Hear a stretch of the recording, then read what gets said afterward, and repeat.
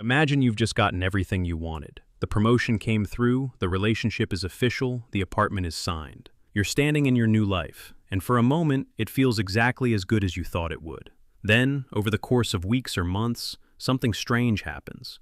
The promotion becomes your normal job. The relationship becomes your daily routine. The apartment becomes where you live. And you find yourself feeling roughly the same as you did before any of it happened. This isn't failure. It's not ingratitude or a character flaw. It's a fundamental feature of human psychology called hedonic adaptation, and it's one of the most robust findings in the science of well-being. The hedonic treadmill, as it's often called, describes our tendency to return to a relatively stable level of happiness, despite major positive or negative events in our lives. We adapt, we recalibrate, we return to baseline. The term was popularized by psychologists Philip Brickman and Donald Campbell in the 1970s, though the observation itself is much older. Brickman's most famous study, published in 1978, compared the happiness levels of lottery winners, paralyzed accident victims, and a control group. The findings were striking. Within a year, lottery winners were not significantly happier than they had been before their windfall. The paralyzed accident victims, while initially devastated, returned to near their previous levels of happiness. Both groups ended up closer to their baseline than anyone expected.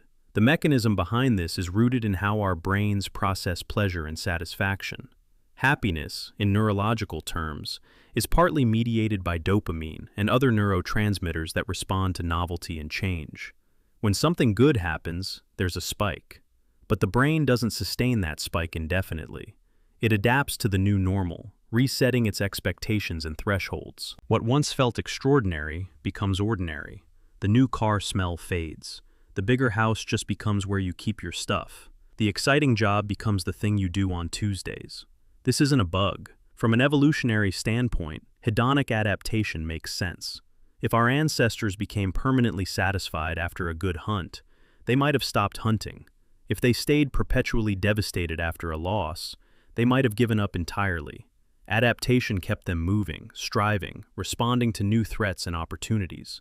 But in the modern world, this same mechanism creates a trap. We chase things believing they'll make us lastingly happy, and they do, just not for as long as we think. Set point theory suggests that each person has a genetically influenced baseline level of happiness, a kind of thermostat setting that they tend to return to regardless of life circumstances. Twin studies have found that somewhere between 30 and 50% of happiness variance heritable. Some people are wired with a higher set point, others lower. Life events can move you off that set point temporarily, but the gravitational pullback is strong. Research by Sonia Lubomirsky and others has tried to break down the components of happiness. According to her model, about 50% is determined by genetic set point, 10% by life circumstances, and 40% by intentional activities and mindset. That 10% figure for circumstances is striking. It suggests that the things we spend most of our lives pursuing, income, housing, possessions, status, account for a shockingly small portion of long-term well-being. The rest is either hardwired or requires active effort. But even that 40% of intentional activity isn't immune to adaptation. If you take up meditation and it makes you happier, great. But after months or years, the novelty wears off. It becomes routine. You adapt to your new baseline, and the gains plateau. The same goes for exercise, gratitude practices, or social connections. These things help, but they don't permanently elevate you beyond your set point. They're more like running on the treadmill itself, necessary to stay in place. Income is one of the clearest examples of hedonic adaptation in action. The relationship between money and happiness is well studied, and the pattern is consistent. Up to a certain threshold, more money does correlate with more happiness. That threshold is often cited as somewhere between $70,000 and $90,000 annually in the United States, though it varies by location and cost of living. Beyond that point, additional income has diminishing returns. You adapt to each raise, each bonus, each upgrade in lifestyle. What felt like luxury becomes expectation. This is why people who triple their income over a decade often don't feel 3 times happier. They've also tripled their expenses, their reference point, their sense of what's normal. They compare themselves not to who they were 10 years ago, but to their new peer group, the neighbors with nicer cars, the colleagues with bigger titles. The treadmill keeps moving. Negative events show the same pattern in reverse. People adapt to loss, illness, and hardship in ways that surprise even themselves. Studies of individuals who become paralyzed or lose limbs show that while there's an initial, severe drop in happiness, most people return to near their previous levels within a year or two. This isn't to minimize suffering or suggest that tragedy doesn't matter. It does. But the human capacity for adaptation is bidirectional. We get used to good things, and we get used to bad things. There are exceptions. Some life changes resist adaptation more than others.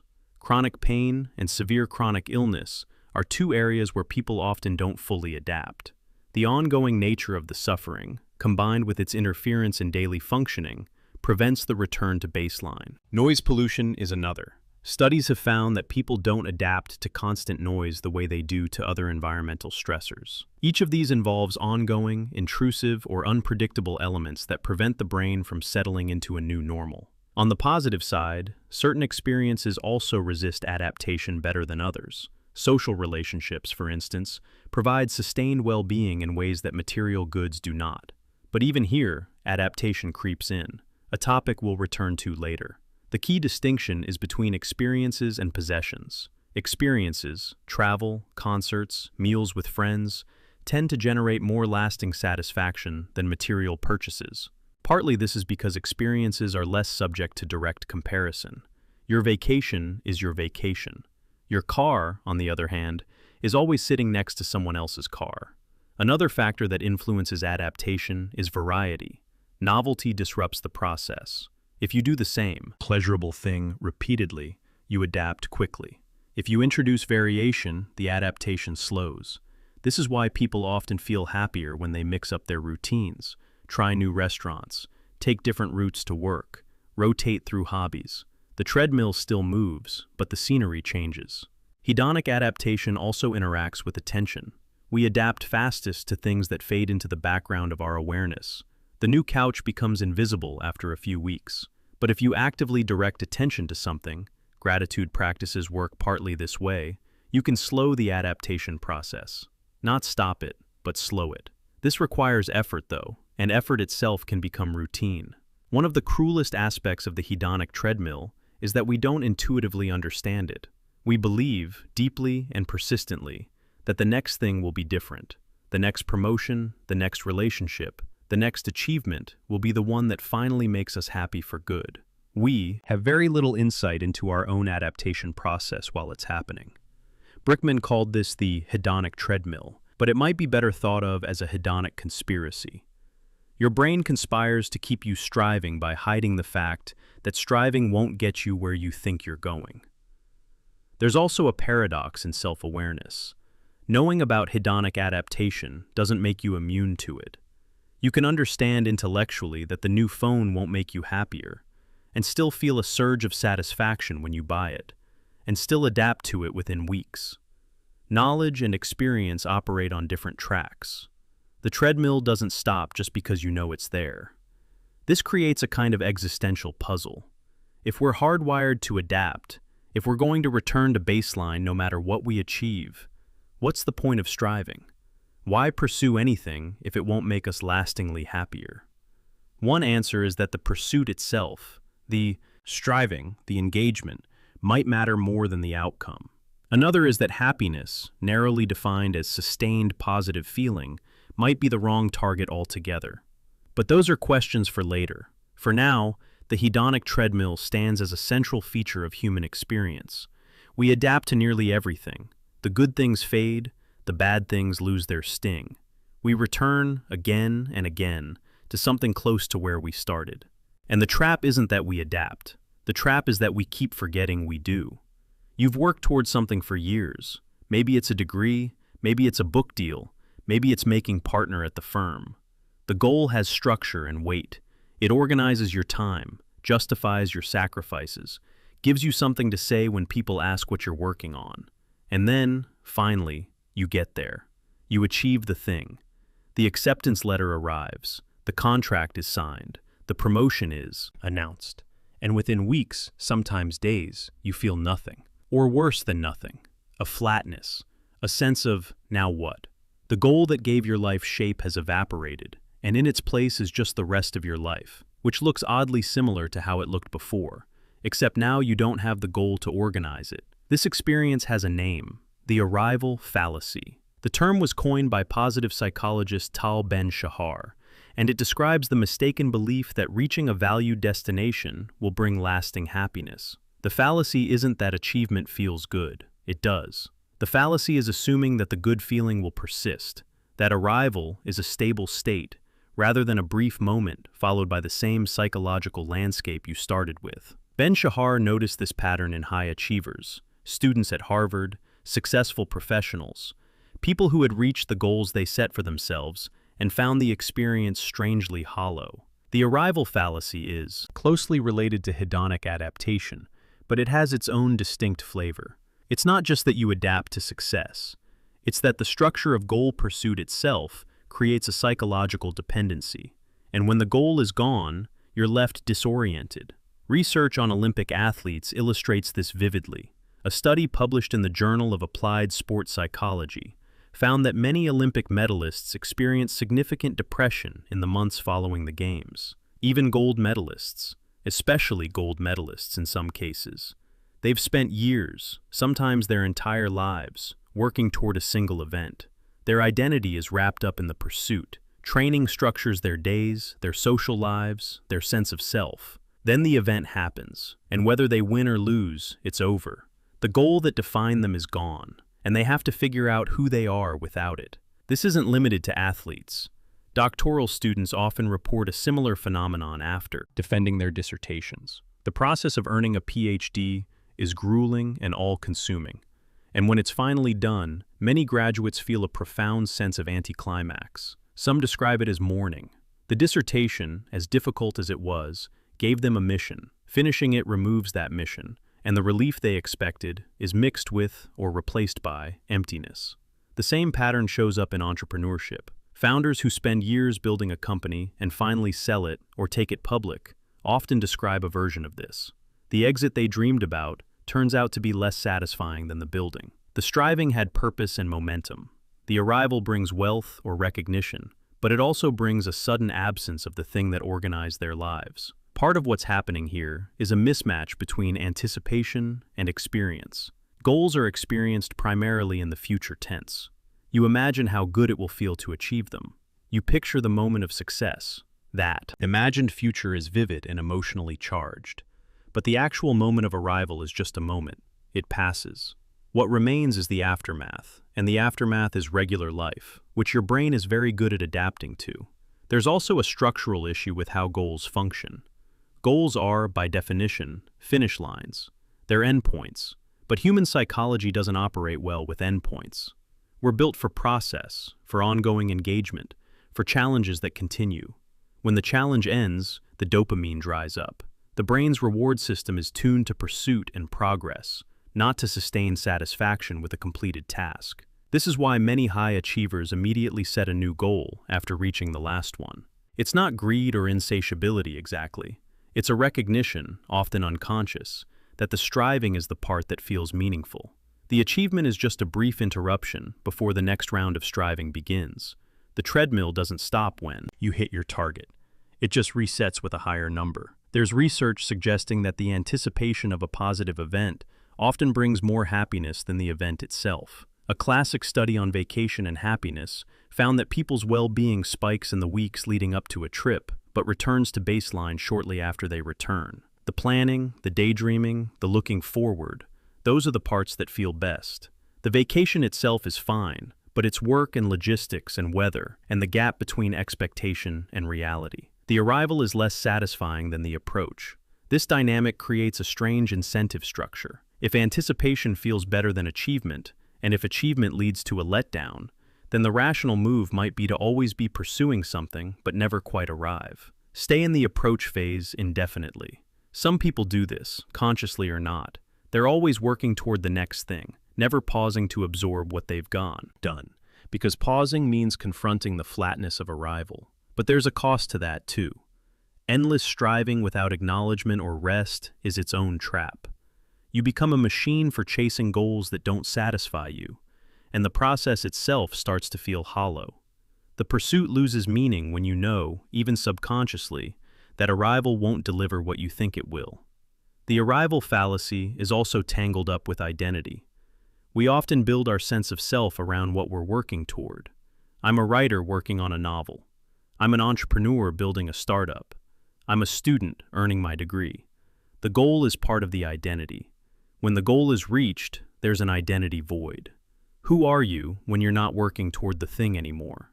That question can be destabilizing, and the emotional fallout from it gets misread as disappointment with the achievement itself. Some people respond to this by immediately adopting a new, goal-based identity. The novelist finishes the book and starts the next one. The entrepreneur exits one company and starts another.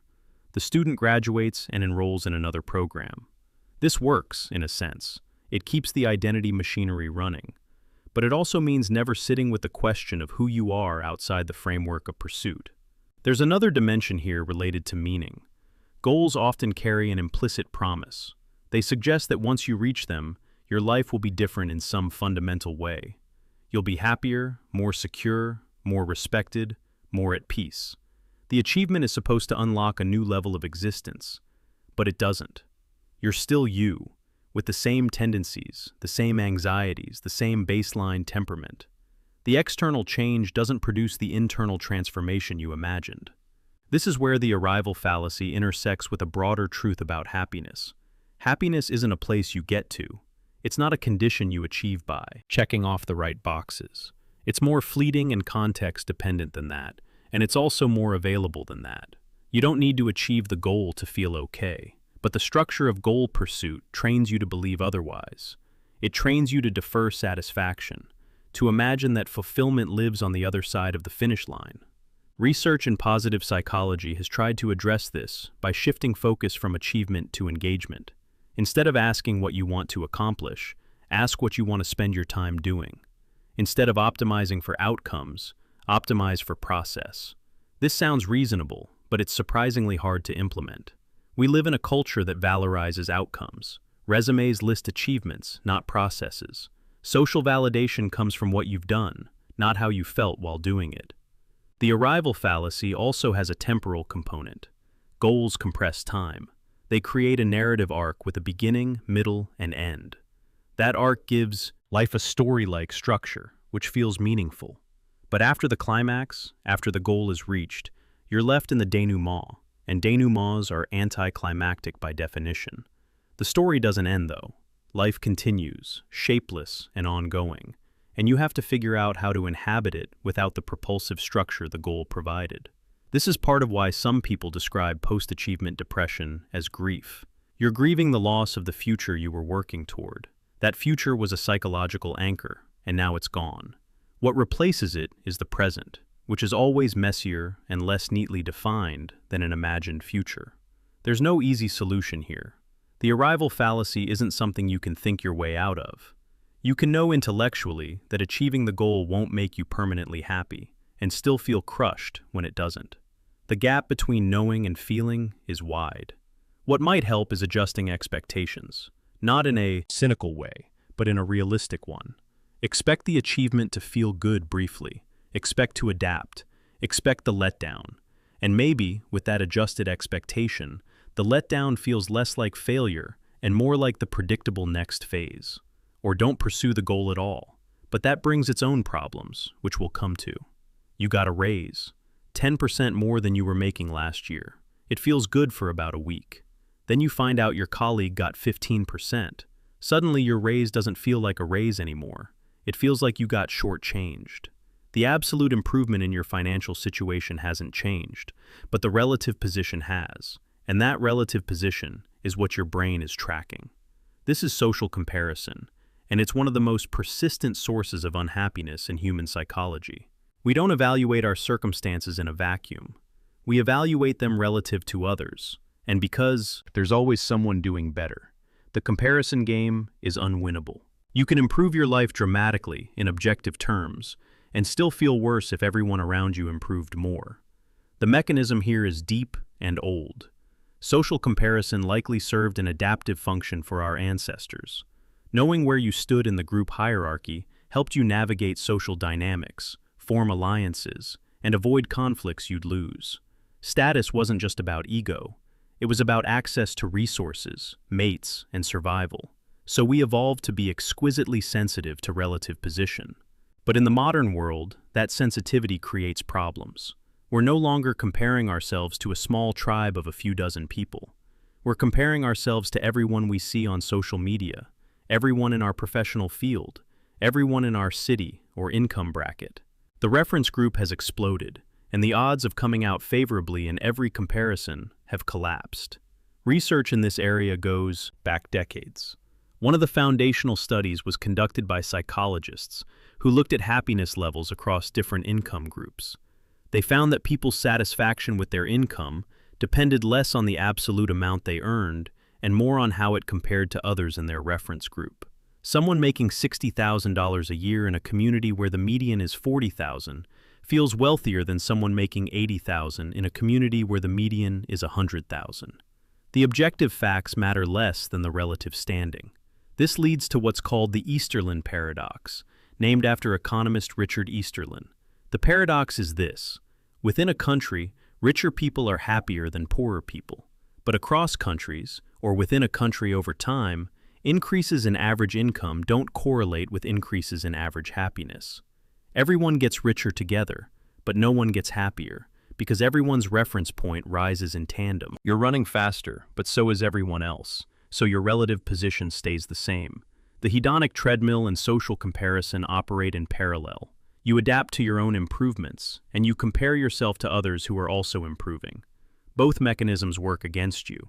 Even if you manage to avoid adapting to your new car, you'd still feel worse about it when your neighbor buys a newer one. The cruelty of this system is that it makes happiness a zero-sum game in a way that it doesn't need to be. Your well-being could, in theory, be independent of mine. We could both be doing well. But because we're wired to evaluate relative position, your success can make me feel worse, even if my objective circumstances haven't changed. This is why schadenfreude exists. Someone else's failure doesn't improve your life materially, but it can improve your relative standing, and that brings a twisted kind of satisfaction. Social media has weaponized this.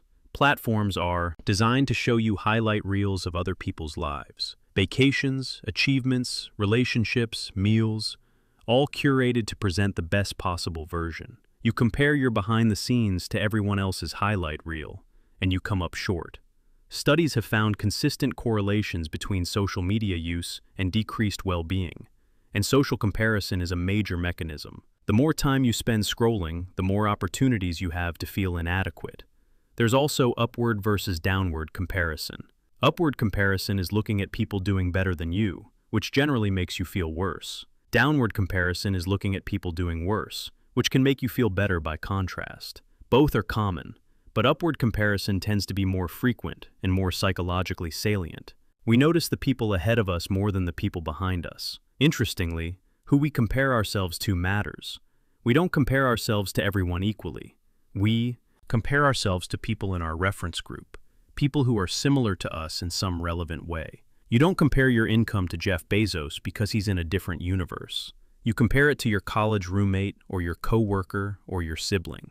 The closer someone is to your circumstances, the more potent the comparison. This is why small differences sting more than large ones. If your friend gets promoted and you don't, it hurts. If a celebrity you've never met gets promoted, it doesn't register. Proximity amplifies the comparison effect. This also explains why inequality within a community can be more psychologically damaging than inequality across distant groups. Living in a neighborhood where half the people are much wealthier than you is harder than living in a uniformly middle-class neighborhood, even if your absolute income is the same in both scenarios. The relativity of well-being also shows up in adaptation to negative events. People who lose a limb report better well-being if they're part of a community of others with similar disabilities than if they're isolated. The shared experience provides a reference group where they're not constantly comparing themselves to able-bodied people. It's not that the disability matters less, it's that the social comparison landscape shifts. There's research on academic achievement that illustrates this in a slightly different way. It's called the big fish, little pond effect. A student who's a top performer in an average school has higher self-esteem and confidence than the same student would have as a middle performer in an elite school. Objectively, the elite school might provide better education and opportunities, but the relative standing, being a smaller fish in a bigger pond, damages self-concept. The comparison group changed, and so did the psychological outcome. This creates perverse incentives. If your happiness depends on relative position, then one way to feel better is to surround yourself with people doing worse than you. Join a less competitive field. Move to a less affluent neighborhood. Avoid friends who are more successful. That's a grim strategy, and most people don't consciously pursue it, but the underlying logic is sound. If comparison is inevitable, control the terms of the comparison. Another dimension is the aspirational treadmill. We don't just compare ourselves to peers, we compare ourselves to the version of ourselves we think we should be by now. The imagined trajectory. You thought you'd have this job or this relationship or this level of success by age 35, and you don't. And the gap between the imagined and the actual creates dissatisfaction. This is self-comparison across time, and it's just as corrosive as social comparison. The research also shows that comparison doesn't just affect happiness, it affects decision-making. People will choose a lower absolute outcome if it means a better relative outcome. In one study, participants were asked whether they'd prefer to earn $50,000 a year when others earned $25,000, or $100,000 when others earned $250,000. A significant percentage chose the first option. They'd rather have less money if it means being richer than their neighbors. Relative position trumps absolute well-being. This isn't entirely irrational. In some contexts, relative position determines access. If you're applying for a job or a school, what matters is how you compare to other applicants, not your absolute qualifications. But in many areas of life, the comparison is purely psychological. Your neighbor's car doesn't make your car worse. Your colleague's raise doesn't shrink your paycheck. But it feels like it does. There's also the phenomenon of reference group shift. As you improve your circumstances, your reference group changes. You start comparing yourself to people at the new level. This is part of why lottery winners don't stay happy. They start comparing themselves to other wealthy people, and suddenly they're not rich anymore. They're just average within a new, wealthier reference group.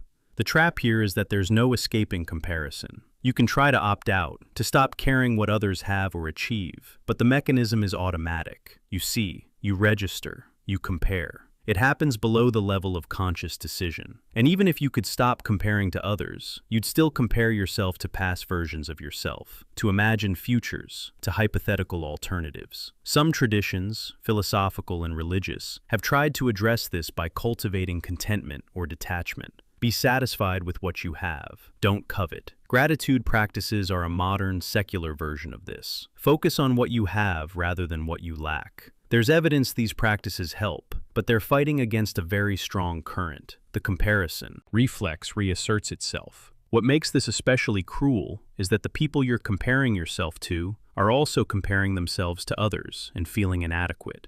Everyone is losing the comparison game simultaneously. Your colleague who got the 15% raise is comparing herself to someone who got 20%. The person with the nicer car is comparing themselves to someone with an even nicer one. It's turtles all the way up, and no one is satisfied. The happiness trap here is that improving your absolute circumstances doesn't reliably improve your well-being if everyone else is improving too. And in a growing economy, in a society that values progress and achievement, everyone is trying to improve. So the treadmill spins faster, and relative position stays locked, and the striving continues without producing the satisfaction it promises. You're planning a vacation. You imagine yourself on the beach, completely relaxed, reading a book, watching the sunset. You picture how happy you'll be. Based on that imagined happiness, you book the trip, spend the money, arrange the time off. Then you actually go, and it's fine. But it's not transcendent. The hotel room is smaller than it looked online. It rains for 2 days. You get sunburned. You argue with your partner about where to eat. You come home feeling like the vacation was good, but not as good as you thought it would be. Not worth quite as much as you paid for it. This is affective forecasting, the process by which we predict our future emotional states. And the research shows we're remarkably bad at it. We systematically mispredict how we'll feel in future scenarios, both positive and negative. We overestimate the intensity and duration of our emotional reactions. We focus on the wrong details. We fail to account for adaptation, and these errors shape our decisions in ways that undermine our well-being. The term affective forecasting was popularized by psychologist Daniel Gilbert and his colleagues in the late 1990s and early 2000s. Their research demonstrated a consistent pattern. People expect future events to have a bigger emotional impact than they actually do. This applies to good events and bad events alike. You think getting the promotion will make you much happier for much longer than it does. You think getting rejected will devastate you for much longer than it does. In both cases, you're wrong. One of the key mechanisms behind these errors is impact bias, the tendency to overestimate the emotional impact of future events. Impact bias has two components: intensity and duration. We think we'll feel more intensely than we actually will, and we think the feeling will last longer than it does. Both errors push in the same direction, inflating our predictions. Why does this happen? Part of it is focalism, the tendency to focus too much on the event itself and not enough on everything else that will be happening in your life at the same time. When you imagine getting fired, you think about the firing. You don't think about the fact that you'll still have friends, hobbies, daily routines, 1,000 small things that continue regardless. Those other things dilute the emotional impact of the focal event, but you don't account for them when you're forecasting. There's also immune neglect, the failure to anticipate how well you'll cope with negative events. Human beings have a psychological immune system, a set of cognitive processes that help us rationalize, reframe, and recover from bad experiences. But when we imagine future misfortunes, we don't factor in this immune response. We imagine ourselves suffering without imagining ourselves adapting, finding meaning, moving on. So, we overestimate how bad the bad thing will feel. A classic study by Gilbert and colleagues looked at assistant professors predicting how they'd feel if they were denied tenure. The professors predicted they'd be devastated, miserable for years. The researchers then tracked down professors who had actually been denied tenure and measured their happiness. Those professors were significantly happier than the forecasters predicted. They'd found new jobs, reframed the rejection, moved forward. Their psychological immune systems had kicked in, but the forecasters didn't anticipate that. The same pattern shows up with positive events. People predict that positive experiences will make them very happy for a long time. But once the experience happens, the happiness fades faster than expected. You adapt. Other concerns reassert themselves. The glow dims. This is why people are often disappointed by achievements they thought would be life-changing. The achievement was real, but the forecasted emotional payoff was inflated. Effective forecasting errors also involve miswanting, pursuing things we think will make us happy, but that actually don't contribute much to our well-being. You want the corner office because you think it will make you feel accomplished and respected. You get the corner office, and it does, briefly. Then it's just where you work, and the things that actually determine your day-to-day happiness, your relationships, your health, your sense of purpose, are unchanged. But you didn't forecast that. You focused on the office and ignored everything else. This is particularly insidious because miswanting drives major life decisions. People choose careers, relationships, and lifestyles based on predictions about what will make them happy. If those predictions are systematically wrong, they end up investing time and energy into things that don't deliver. The lawyer who thinks making partner will bring fulfillment. The couple who thinks having a child will bring them closer. The person who thinks moving to a new city will fix their unhappiness. Sometimes these things work out, but often they don't, at least not in the way that was predicted. Research has found that people are especially bad at predicting adaptation. When you imagine a future scenario, you imagine the initial reaction, not the steady state 6 months later. You imagine the thrill of the new car, not the mundane experience of driving it to the grocery store after you've owned it for a year. You imagine the devastation of the breakup, not the gradual realization months later that you're okay, and maybe even relieved. There's a study on colostomy patients that illustrates this starkly. Healthy people, when asked to imagine living with a colostomy bag, predicted they'd be extremely unhappy. Actual colostomy patients reported happiness levels not significantly different from the general population. The healthy people couldn't imagine adapting. The patients had adapted. the forecasting error was enormous. Another factor is the distinction between decision utility and experienced utility. Decision utility is how much you think you'll value something when you're deciding whether to pursue it. Experienced utility is how much you actually value it when you're experiencing it. These often don't match. You think you'll love the big wedding, so you spend a fortune planning it. The actual day is stressful and chaotic and over in a blur. The decision utility was high, the experienced utility was mixed.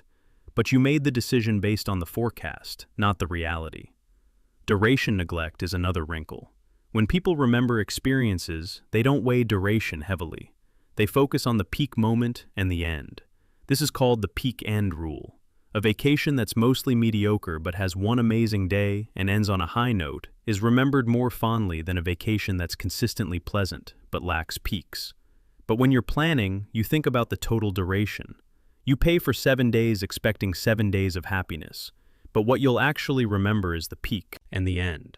This creates strange outcomes. A shorter, more intense experience can be more satisfying in memory than a longer, milder one, even though in the moment, the longer one provided more total pleasure. But we don't forecast this. We assume more is better, that doubling the duration doubles the happiness. It doesn't. Effective forecasting errors also interact with social comparison. You predict that having what someone else has will make you as happy as they seem, but you're comparing your predicted emotional state to their outward presentation, which is curated and doesn't reflect their internal experience. They've adapted to the thing you want. You're imagining it with fresh eyes, so you overestimate the benefit.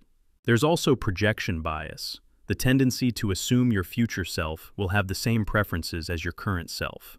You're hungry when you're grocery shopping, so you buy too much food, thinking you'll want to eat it all later. You're energized on Sunday evening, so you schedule an early morning workout, forgetting that you'll be tired and unmotivated when the alarm goes off. You project your current state onto your future self, and your decisions suffer. This shows up in major life choices too. You commit to a demanding job because you're ambitious right now, not accounting for the possibility that you'll burn out or that your priorities will shift. You buy a house with a huge yard because you imagine yourself gardening, not realizing that future you might find yard work tedious. Projection bias makes your current preferences feel stable and predictive, but they're not. What's especially frustrating is that we don't learn from these errors. You mispredict your emotional reaction to an event, and then a year later you make the same type of misprediction about a similar event. The feedback loop doesn't correct the bias. Part of this is because the original forecast is forgotten. By the time you experience the event, you're not actively comparing your reaction to what you predicted. You're just living it. So the error doesn't register as an error. There's also motivated reasoning. Sometimes we want to believe that the thing we're pursuing will make us happy, so we inflate our forecast to justify the pursuit. The forecasting error serves a motivational function. If you admitted to yourself that the promotion wouldn't make you much happier, you might not work as hard for it. The inflated forecast keeps you striving. Research has tried to find ways to improve effective forecasting. One approach is to ask people who've already experienced the event how they feel. Surrogates. If you want to know how happy you'll be with a colostomy bag, ask someone who has one. If you want to know how happy you'll be as a parent, ask parents. This works surprisingly well. Surrogates provide more accurate predictions than your own imagination does. But people resist this. They think their experience will be unique, that the surrogate's feelings won't apply to them. Another approach is to simulate the mundane details, not just the highlight. Don't imagine the wedding day. Imagine the mornings after, the routine of being married. Don't imagine the job title. Imagine the daily tasks. The more concrete and unglamorous the simulation, the more accurate the forecast tends to be. But this too is hard to do. The brain wants to focus on the peak moments. The trap here is that effective forecasting errors lead you to chase the wrong things. You pursue goals that won't satisfy you and avoid challenges that wouldn't hurt as much as you fear. You optimize your life for predicted emotions that won't match your actual emotions.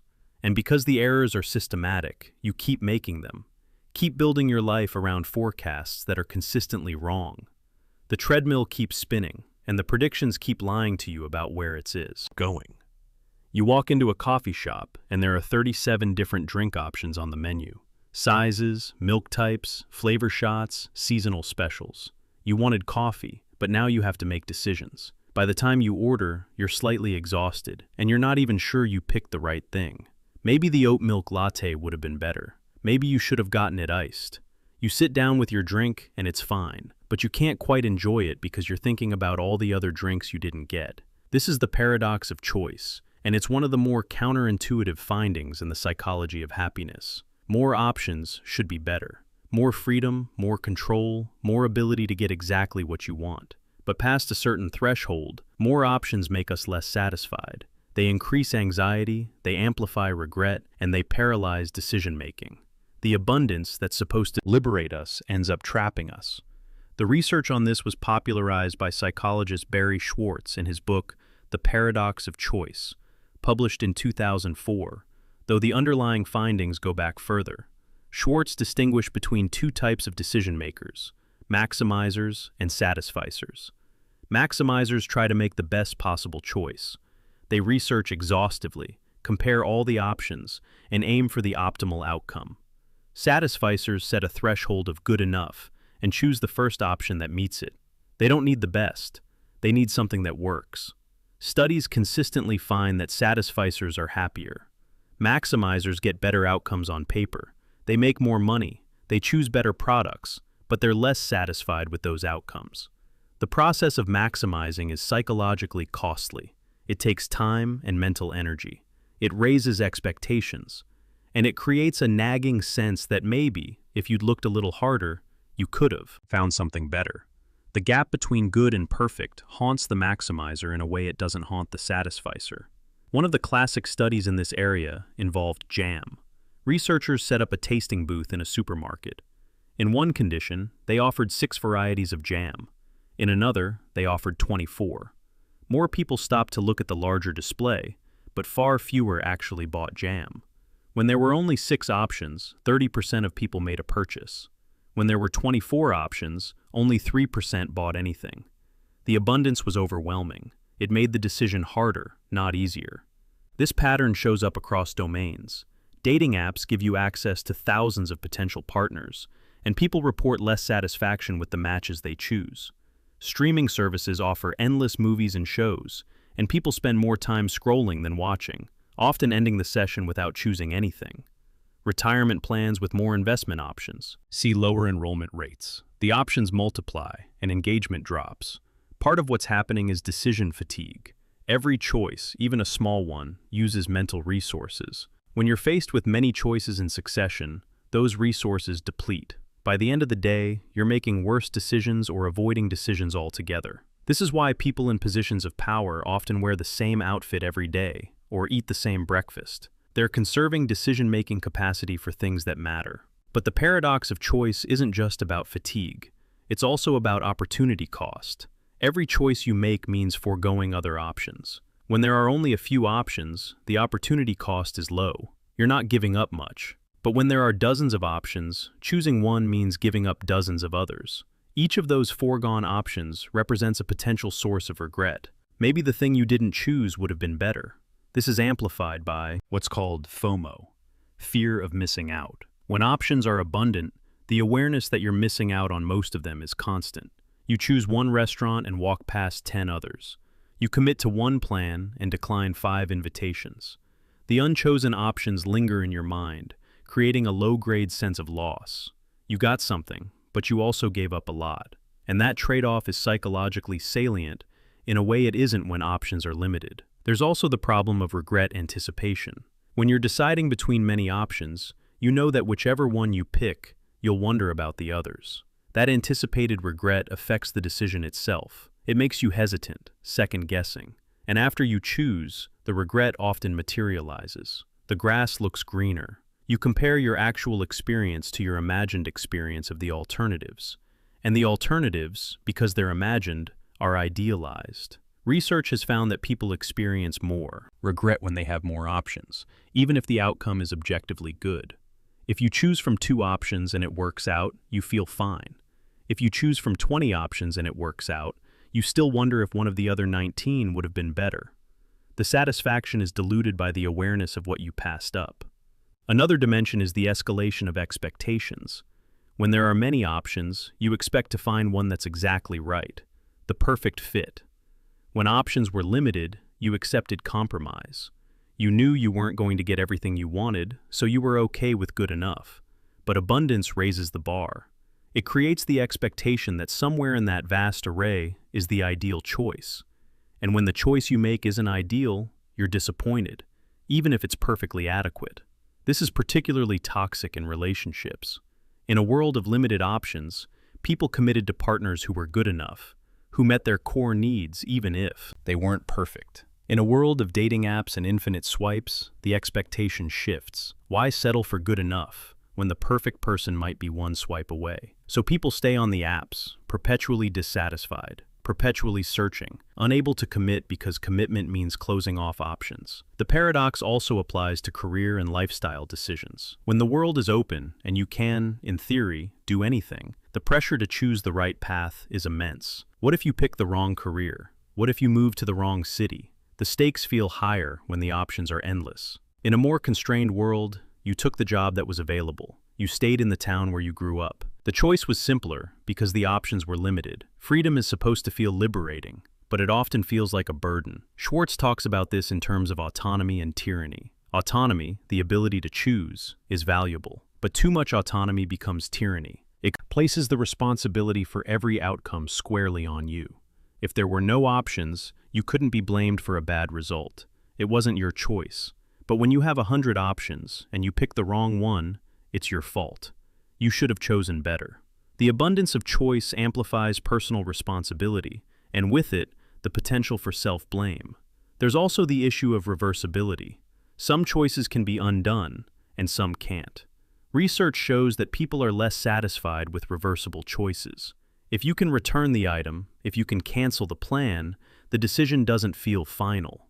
That sounds good, but it means you never fully commit.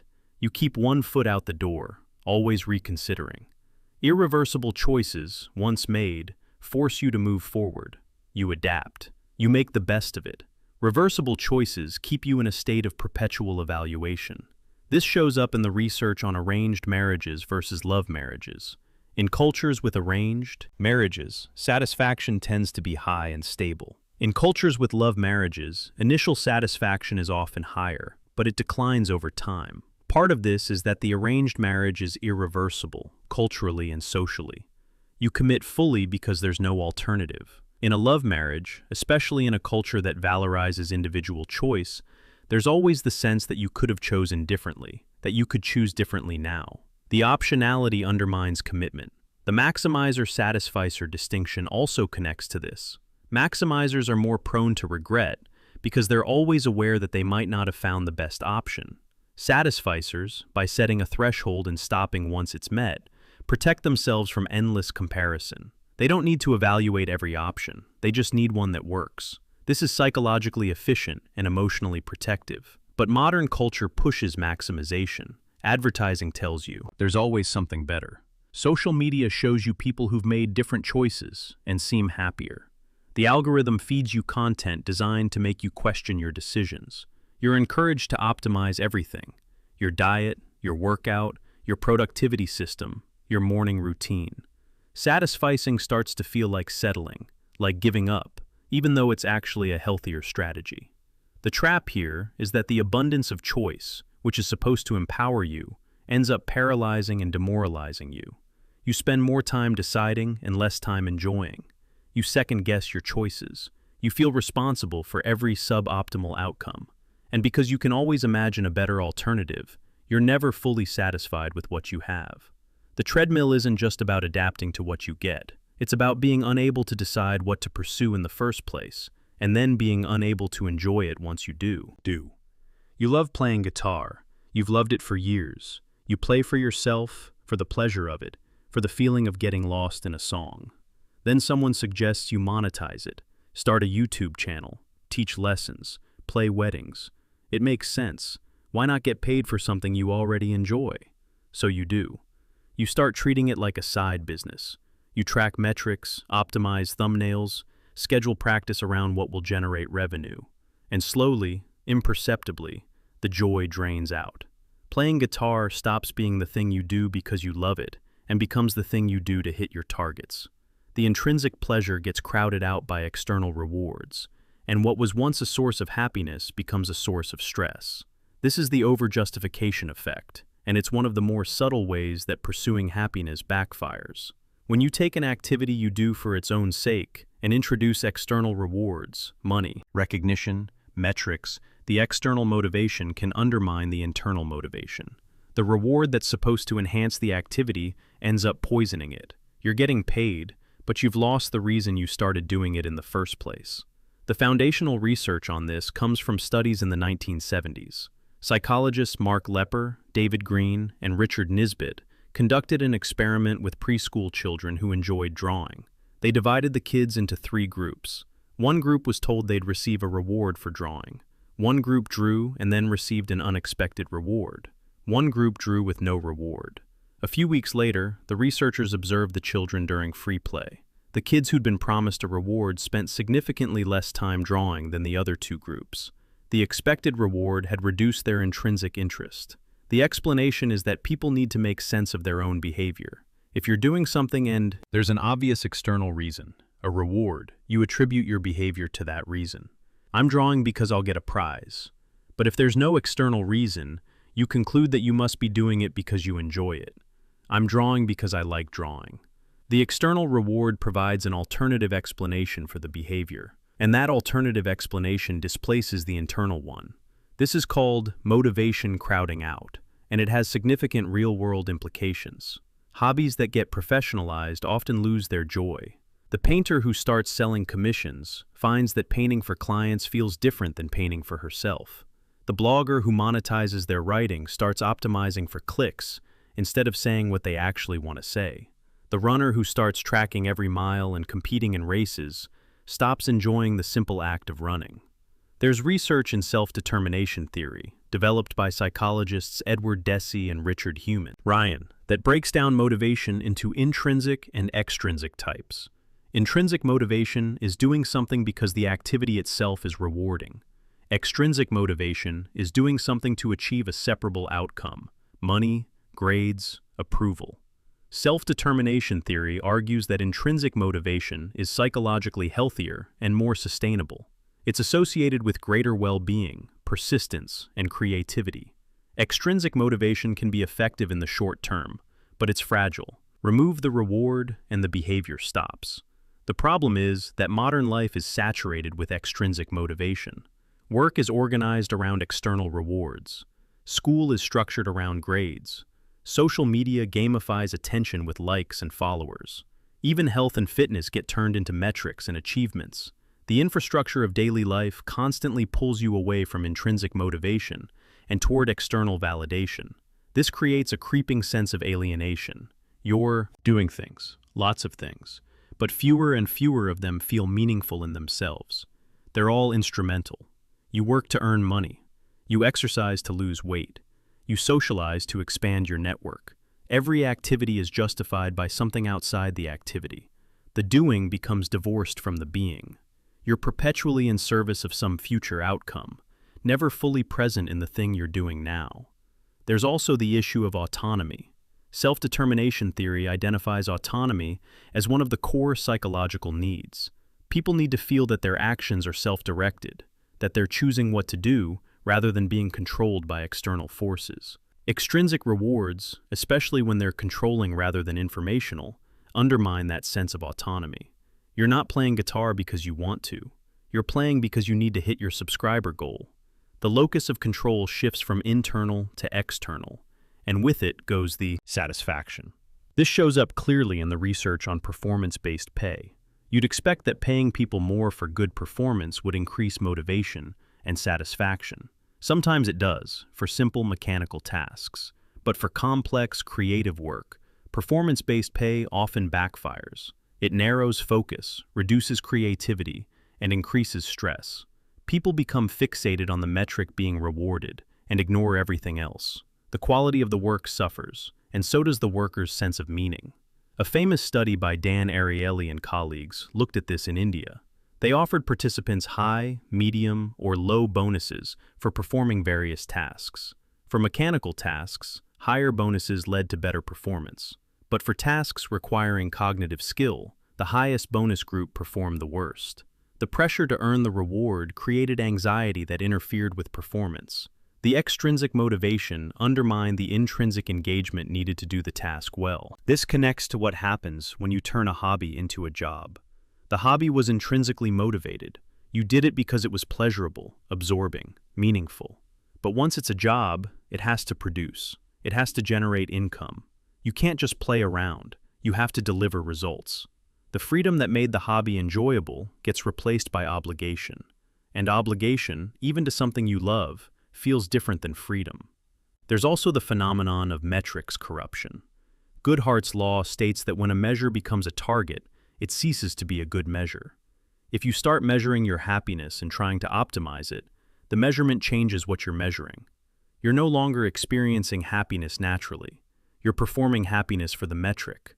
The same happens with creative output, fitness goals, productivity systems. The metric becomes the focus, and the underlying value the metric was supposed to capture gets lost. Social media is a perfect engine for over-justification. You post a photo because you want to share a moment. It gets likes. The likes feel good. So you start posting with likes in mind. You curate your photos, you time your posts, you craft captions designed to maximize engagement. The sharing, which was intrinsically motivated, becomes extrinsically motivated. You're no longer sharing to connect, you're sharing to perform, and the performance is exhausting and hollow. Research has found that people who use social media for self-expression and connection report higher well-being than people who use it for validation and comparison. The former is closer to intrinsic motivation. The latter is purely extrinsic. But the platforms are designed to emphasize extrinsic rewards. The like button, the follower count, the algorithm that rewards engagement. The structure pushes you toward extrinsic motivation, even if you started with intrinsic. The over-justification effect also applies to relationships. If you're kind to someone because you genuinely care about them, that's intrinsically motivated. But if you're kind because you expect something in return, gratitude, reciprocation, social credit, the kindness becomes transactional. And transactional kindness feels different. It's strategic. It creates a mental ledger. You're keeping track of what you've given and what you're owed. The intrinsic pleasure of generosity is crowded out by the extrinsic calculus of exchange. There's research on volunteer work that illustrates this. People who volunteer for altruistic reasons report higher satisfaction than people who volunteer for resume building or social reasons. The motivation matters. When the motivation is external, the activity feels like work. When it's internal, it feels like contribution. The same action, different psychological experience. This raises a difficult question. Can you ever get paid for something you love without ruining it? Sometimes, yes. The key seems to be maintaining a sense of autonomy and intrinsic connection to the work. If you're paid, but you still feel like you're choosing the work, like it aligns with your values, the payment doesn't necessarily corrupt the motivation. But if the payment comes with control, with obligations that override your own judgment, the corruption is more likely. There's also the issue of sufficiency. If you're paid enough to meet your needs, the money fades into the background. It's not the focus anymore. You can re-engage with the intrinsic aspects of the work. But if you're constantly worrying about money, constantly trying to earn more, the extrinsic motivation stays dominant. The work becomes about the paycheck, not the work itself. The trap here is that optimization, the drive to extract value from every activity, destroys the very thing that makes the activity valuable. The more you try to leverage your hobbies, your relationships, your time, the less satisfaction they provide. You're running faster on the treadmill, monetizing, measuring, maximizing, but the meaning evaporates. What you're left with is a life that's highly productive and deeply unsatisfying, because everything that once mattered for its own sake now matters only as a means to something else. You're thinking about buying a new car.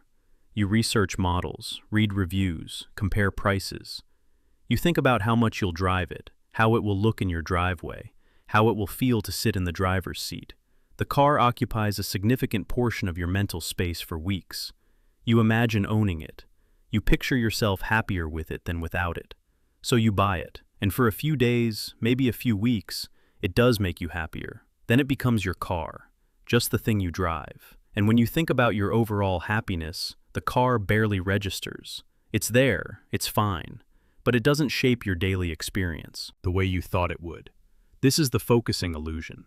Nothing in life is as important as you think it is while you're thinking about it. When you direct your attention to something, it looms large. It feels central to your well-being. But attention is temporary. You can't think about the car all the time. Most of your life is spent thinking about and dealing with other things.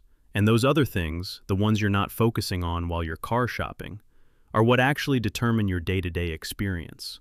The phrase comes from psychologist Daniel Kahneman, who used it to explain why people systematically mispredict what will make them happy.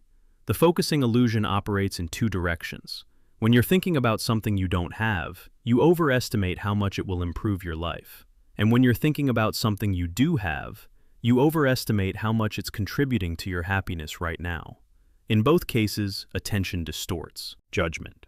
Kahneman's research with David Schade on climate and happiness is a classic demonstration. They surveyed people in the Midwest and in California, asking them to rate their own happiness and to predict the happiness of people in the other region. Midwesterners predicted that Californians would be much happier because of the better weather. Californians also thought they were happier because of the weather. But when researchers measured actual happiness levels, there was no significant difference between the two groups. The weather, which seemed important when you were thinking about it, had almost no impact on overall well-being. The reason is that you don't spend your day thinking about the weather. You think about your job, your relationships, your health, your immediate tasks. The weather is just the background. It might affect you on the rare days when it's extreme, but most of the time, it's not salient, so it doesn't shape your emotional experience. But when someone asks you about regional happiness, you focus on the weather, and it seems like it must matter a lot. This same mechanism applies to almost every life decision people agonize over. Where to live, what to buy, what job to take, who to marry. When you're deciding, you focus intensely on the factors you think are relevant. Salary, commute time, square footage, attractiveness, compatibility. Those factors dominate your attention, so they feel overwhelmingly important. But once the decision is made and life continues, you stop focusing on them. They fade into the background, and other things you weren't thinking about during the decision, rise to the foreground. This creates miswanting, a term from research by Daniel Gilbert and Timothy Wilson. Miswanting is wanting something that won't actually improve your well-being. You want the bigger house because you're focusing on the extra space, imagining how good it will feel. You're not focusing on the longer commute, the higher mortgage, the more time spent cleaning. Those factors aren't salient during the decision, but they'll be part of your daily reality afterward. The focusing illusion led you to want something that makes your life worse in net. There's a study on commuting that makes this point clearly. People choosing between jobs often focus on salary and status. The commute is a secondary consideration, but research has found that commute time is one of the strongest predictors of life satisfaction. A long commute is a daily source of stress and lost time, and it doesn't adapt away. You don't get used to sitting in traffic the way you get used to a bigger salary. Yet people routinely accept longer commutes for jobs with marginally better pay because, during the decision, the salary is focal and the commute is not. The focusing illusion also explains why people think material goods will make them happier than they do. When you're considering a purchase, you're thinking about the item, how it looks, how it works, how you'll feel owning it. You're not thinking about the fact that you won't be thinking about it most of the time. After you buy it, your attention shifts to other things. The item becomes part of the background. It's there, but it's not occupying your mental space. So the happiness boost you anticipated, which was based on the intensity of focus during the decision, doesn't materialize in daily life. This is distinct from hedonic adaptation, though they're related. Adaptation is about getting used to something over time. The focusing illusion is about the discrepancy between how much attention you pay to something while deciding and how much attention you pay to it while living with it. Even if you didn't adapt at all, the focusing illusion would still cause mispredictions because the thing won't stay in focus. There's research suggesting that experiences are less vulnerable to the focusing illusion than possessions. A concert, a vacation, a meal with friends. When you're living the experience, you're paying attention to it. Your focus during the decision matches your focus during the event, more or less. But with a possession, the decision time focus is much higher than the ownership time focus. You think about the new couch a lot while you're shopping for it. You barely think about it once it's in your living room. The illusion also warps political and social judgments. People overestimate the impact of policies on happiness because, when they're thinking about the policy, it's the only thing they're considering. A tax increase seems devastating when you're focused on it. In reality, it's one factor among hundreds that shape your daily experience, and it might not even be one you think about often. But during a political debate or an election, it's focal, so it feels enormous. Kahneman noted that the focusing illusion is especially powerful for rare, vivid events. Winning the lottery, becoming paralyzed, getting divorced. When you imagine these events, they're all you think about. You picture your life completely transformed. But even these dramatic events don't dominate daily experience the way you'd expect. Most of life is still mundane. You still make breakfast, go to work, watch TV. The lottery win or the disability is part of your life, but it's not your whole life. The focusing illusion makes you think it would be. This has implications for how people allocate their time and resources. They invest heavily in things that are salient during decision-making and neglect things that aren't. Health is a perfect example. When you're young and healthy, health isn't focal. You don't think about it much, so you don't invest in it. You skip exercise, eat poorly, ignore sleep. Then later, when health problems arise, health becomes intensely focal. You'd give anything to feel better. But by then, the damage is done. The focusing illusion caused you to undervalue something that turned out to matter enormously. The same pattern shows up with relationships. When you're single and thinking about partnership, you focus on romance, attraction, companionship. Those are the salient features. You don't focus on the daily logistics, the compromises, the emotional labor. So you enter relationships expecting them to be defined by the romantic highlights. Then daily life sets in, and the relationship is mostly about coordinating schedules and managing chores. The focusing illusion sets you up for disappointment, because the focal features during courtship aren't the features that dominate during partnership. There's also the reverse problem. When you have something, you stop noticing it. Gratitude practices try to counteract this by directing attention back to things you've adapted to: your health, your home, your relationships. By making them focal again, even briefly, you can generate appreciation. But this is effortful. The natural state is for attention to shift to novelty, to problems, to gaps. The good things you have fade from awareness unless you actively work to keep them in focus. The focusing illusion explains why people are bad at predicting what will make them happy in retirement. When you're working, you focus on the stress and time constraints of work. You imagine how great it will be to have freedom. And retirement does bring freedom, but it also brings loss of structure, loss of social connection, loss of purpose. Those factors weren't focal when you were imagining retirement, so you didn't weight them properly. Retirees are often surprised by how much they miss aspects of work they thought they hated. Research on disability and well-being has found that people overestimate how much physical limitations would reduce their happiness. When you're able-bodied and you imagine losing a limb, you focus on the loss. You picture everything you couldn't do. But people who actually live with disabilities report that most of their mental life isn't about the disability. They think about their relationships, their hobbies, their daily routines. The disability is part of the picture, but it's not the whole picture. The focusing illusion makes able-bodied people think it would be. The trap here is that you make major life decisions based on what's focal at the time of the decision, and what's focal at that time is rarely what will actually determine your long-term well-being. You chase promotions because salary is focal, ignoring the fact that work-life balance will matter more day to day. You buy the house with the impressive kitchen, even though you don't cook, because the kitchen is what you're looking at during the tour. You move to a new city for the weather or the culture, underestimating how much you'll miss your existing social network. Nothing is as important as you think it is while you're thinking about it. The corollary is that many things are more important than you realize because you're not thinking about them. And the treadmill keeps turning because you keep chasing the focal things, the shiny objects that dominate your attention, while the quiet, non-focal things, health, relationships, daily routines, are the ones that actually shape your lived experience. You're optimizing for the wrong variables because attention, by its nature, distorts importance. You've been with your partner for 5 years.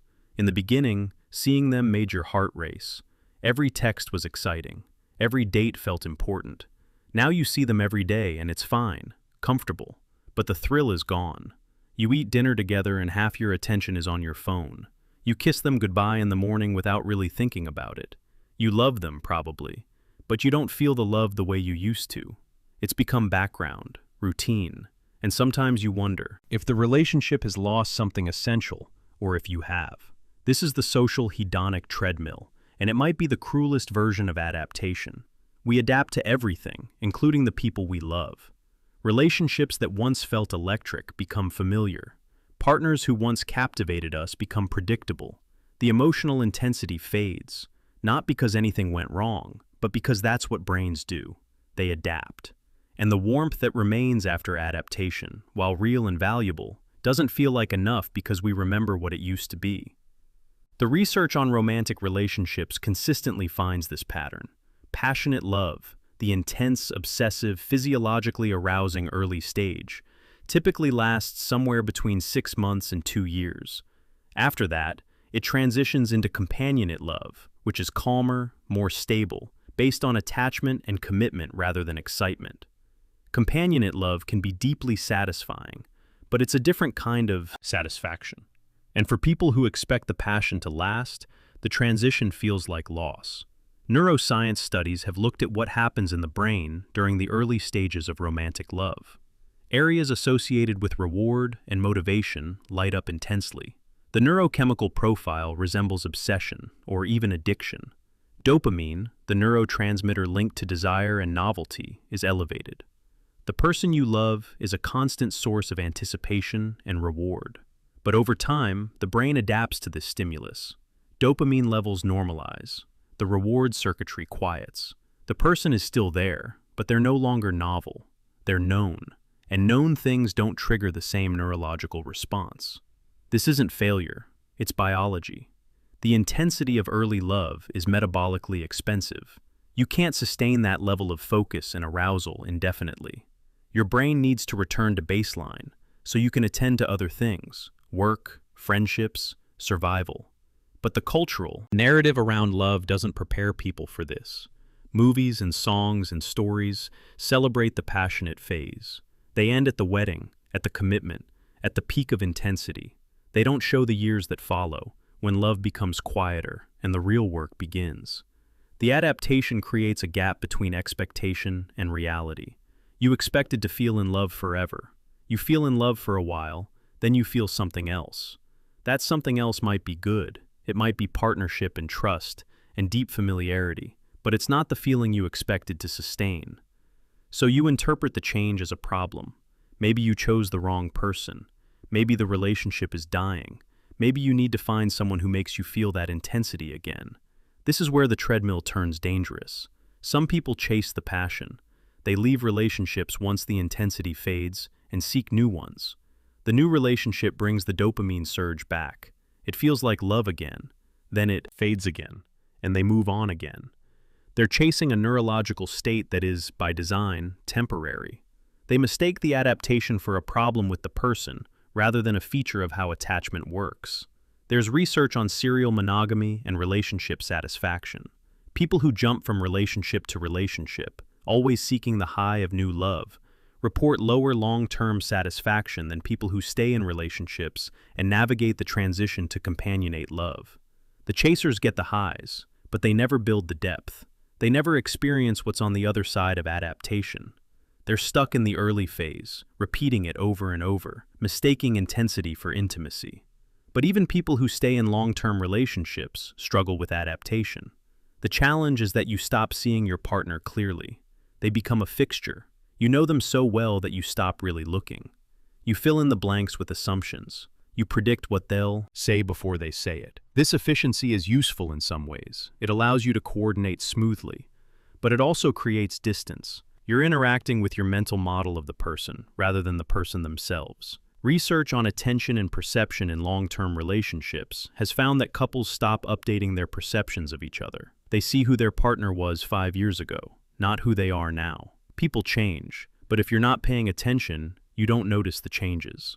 This creates a strange dynamic where you live with someone and feel like you don't know them anymore, not because they've become unknowable, but because you've stopped actively learning about them. The adaptation also affects gratitude. In the beginning, you're grateful for everything your partner does. They make you coffee, and it feels like an act of love. They listen to your story, and you're touched by their attention. Over time, these things become expected. The coffee is just what they do. The listening is routine. You stop feeling grateful because you've adapted to the kindness. It's still there, but it no longer registers as special. This is where practices like gratitude journaling or deliberate appreciation come in. The idea is to interrupt the adaptation by actively directing attention back to what your partner does, to notice the coffee again, to acknowledge the listening.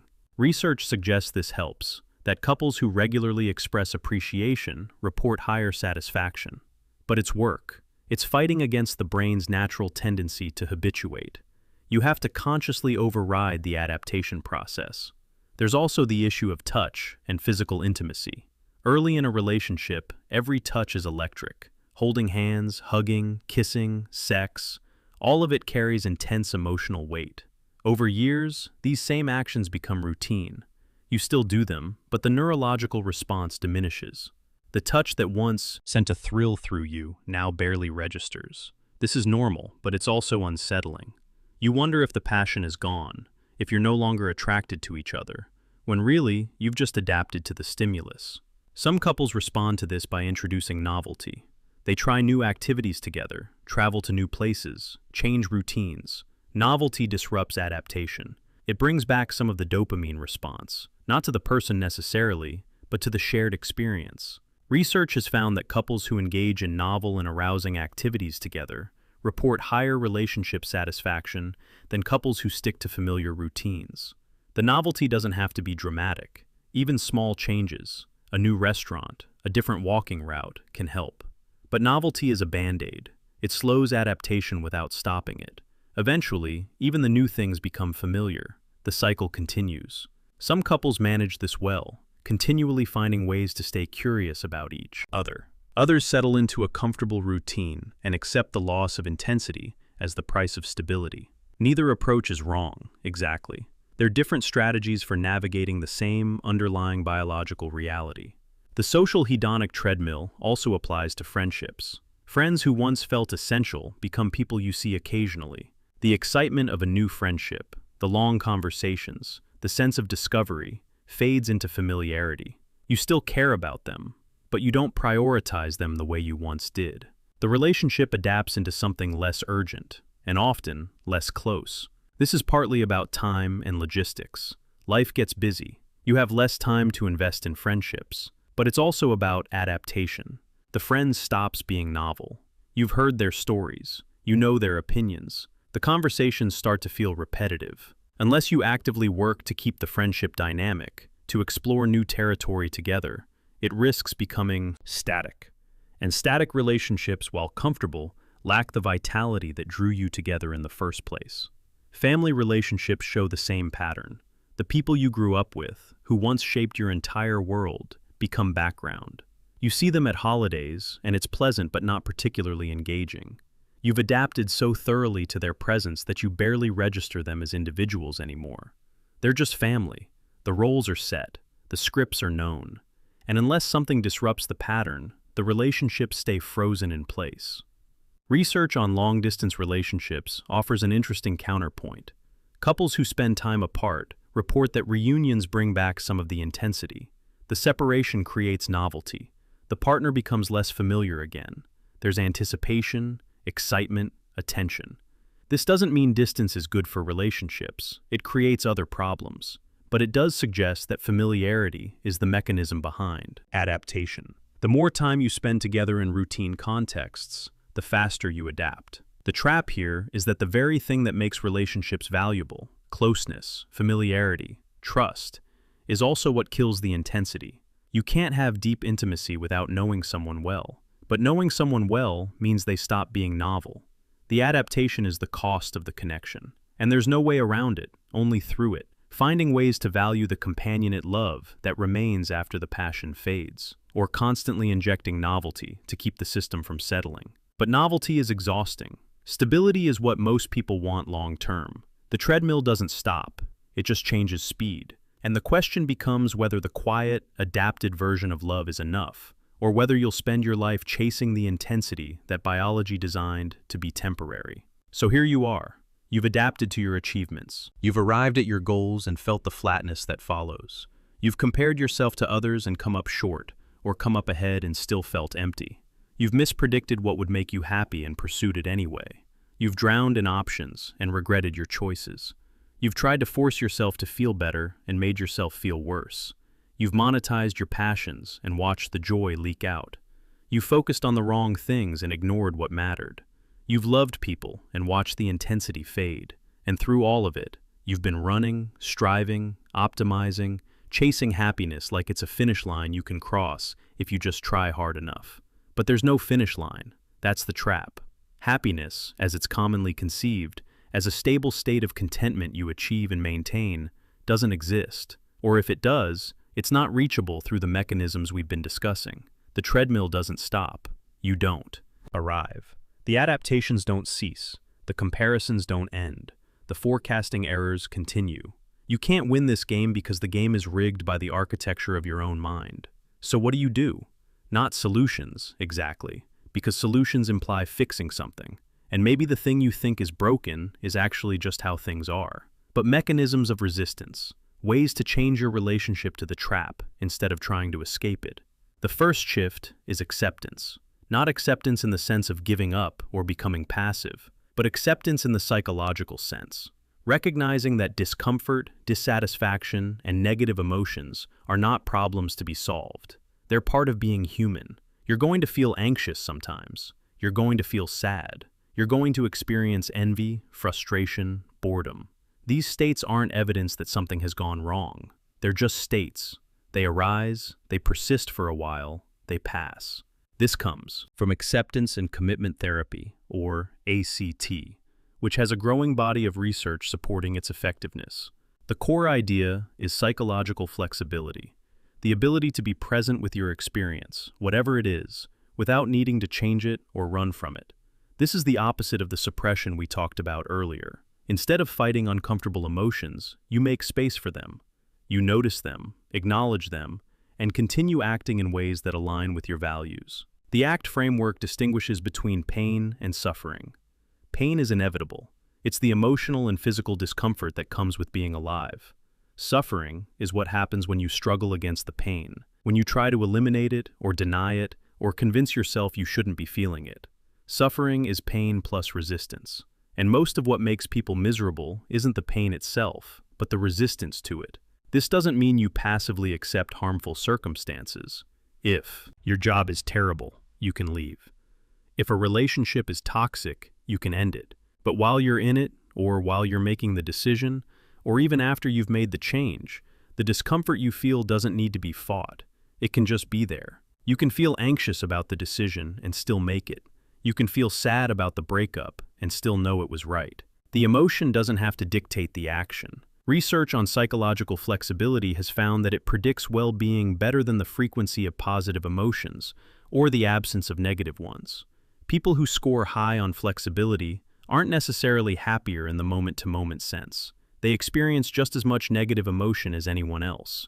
But they're less disturbed by it. They don't get caught in cycles of rumination or avoidance. They feel what they feel and keep moving. The second mechanism is values-based living. Instead of asking what will make you happy, ask what matters to you. What do you want to stand for? What kind of person do you want to be? What actions feel meaningful, independent of whether they produce pleasure? This shifts the frame from outcome to process, from feeling to doing. Values are different from goals. Goals are achievements. They have endpoints. You reach them or you don't. Values are directions. They don't end. You can't finish being kind or being curious or being honest. You just keep doing it. And because values don't have endpoints, they don't have arrival fallacies. You don't achieve compassion and then wonder what's next. You just keep practicing it. Research in positive psychology has identified several core values that consistently correlate with well-being across cultures. Autonomy, the sense that you're directing your own life. Competence, the feeling that you're effective at what you do. relatedness, connection to others, purpose, the sense that your actions matter beyond yourself. These aren't things you acquire. They're qualities you cultivate through ongoing action. The trick is that values-based living often doesn't feel good in the short term. Acting on your values might mean having difficult conversations, setting boundaries, making sacrifices. It's not about maximizing pleasure. It's about living in a way that feels coherent and meaningful, even when it's hard.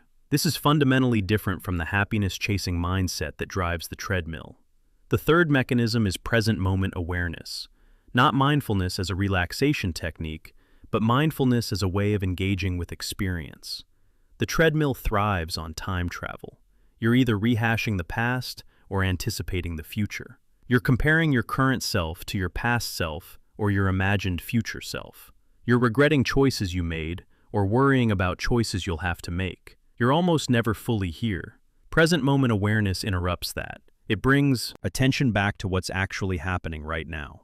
Not as a way to feel calm necessarily, but as a way to notice reality instead of your thoughts about reality.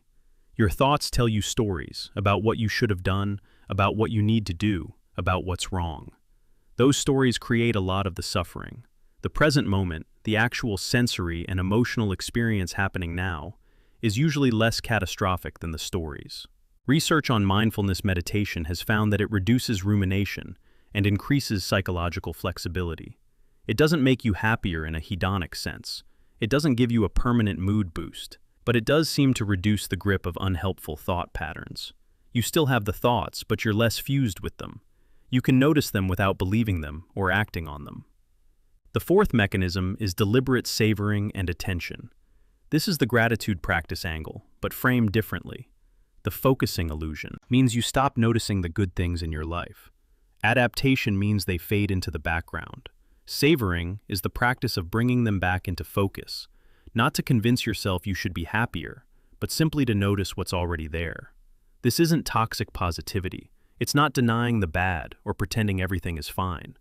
It's acknowledging that your attention is biased toward problems and novelty, and that bias means you overlook sources of satisfaction that are present but non-salient.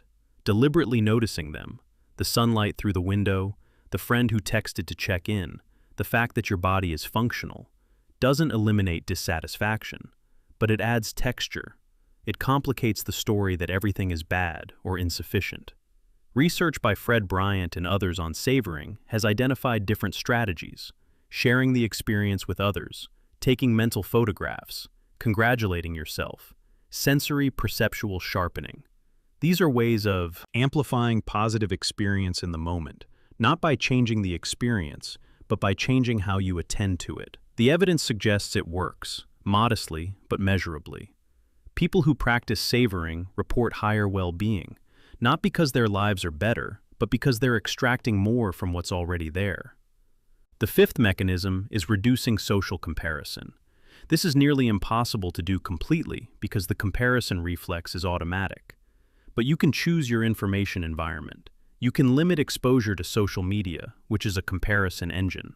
You can stop following people whose lives make you feel inadequate. You can curate what you pay attention to. You can also practice reframing comparisons. Instead of upward comparison, which makes you feel worse, you can engage in lateral comparison, noticing what you have in common with others, or downward comparison, noticing what you have that others don't. This isn't about gloating, it's about perspective. Most people engage in upward comparison by default because it's motivating, but it's also corrosive. Consciously shifting the comparison frame can reduce the corrosion without eliminating the motivation. Research also suggests that comparing yourself to past versions of yourself, rather than to others, is less psychologically damaging. Am I better than I was last year? Have I grown? This keeps the focus internal.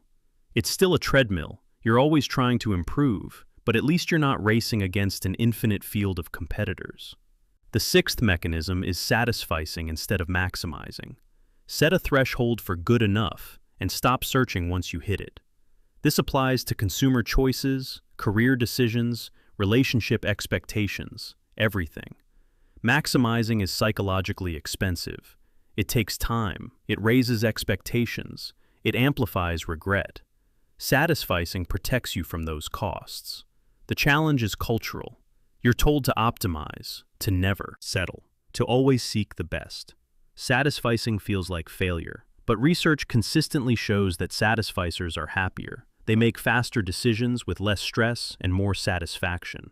They don't wonder endlessly about the options they didn't choose because they weren't trying to choose the best. They were trying to choose something good enough. And good enough, most of the time, is actually good. The seventh mechanism is recognizing and honoring intrinsic motivation. Notice what you do for its own sake, not for external rewards. Protect those activities. Don't monetize them. Don't optimize them. Don't track them. Let them stay intrinsically motivated. If playing guitar is your sanctuary, don't turn it into your side hustle. If running clears your head, don't make it about race times and personal records. Keep some things sacred. This requires saying no to opportunities. Someone offers to pay you for the thing you love doing. It's tempting, but the over-justification effect is real. The payment will likely change your relationship to the activity. Sometimes that's worth it, but sometimes it's not. Knowing the difference requires being honest about what the activity means to you and whether external validation will enhance or undermine it. The eighth mechanism is accepting the impermanence of intensity. Romantic love fades into companionate love. Friendships lose their initial excitement. Jobs become routine. This is normal. It's not a sign that you've chosen poorly or that something is wrong. It's adaptation, which is universal and inevitable. Fighting it creates suffering. Accepting it allows you to find value in what remains after the intensity fades. This doesn't mean resigning yourself to boredom. It means not expecting the thrill to last forever and not interpreting its absence as failure. Companionate love is real love. Familiar friendship is real friendship. Routine work can still be meaningful work. Quiet phase isn't the end. It's just a different phase, and it has its own rewards if you're not constantly measuring it against the peak. The final mechanism, and maybe the hardest, is letting go of happiness as the goal. Happiness, defined as a sustained positive emotional state, might not be achievable or even desirable. Emotions are signals. They change in response to circumstances. A life without negative emotion wouldn't be a rich life. It would be a numb life. What if the goal isn't to be happy, but to be engaged, to be present, to act according to your values, to build relationships, contribute to something beyond yourself, learn, grow, create? These things sometimes produce happiness as a byproduct, but they're valuable, independent of whether they make you feel good. And pursuing them directly, for their own sake, might get you closer to a meaningful life than chasing happiness ever could. Research on eudaimonic well-being, which emphasizes meaning and purpose over pleasure, suggests that people who focus on eudaimonia report deeper life satisfaction than those who focus on hedonia. They don't necessarily feel happier in the moment, but they feel more fulfilled over time. They have a sense that their life matters, that they're contributing, that they're becoming the person they want to be. None of this dismantles the treadmill. You're still going to adapt. You're still going to compare. You're still going to mispredict and regret and suppress. The traps are built into the system, but you can stop expecting the treadmill to take you somewhere it was never designed to go. You can stop measuring your life by whether you've escaped it. You can step off the treadmill, not by leaving it behind, because you can't, but by changing what you're running toward, or whether you're running at all.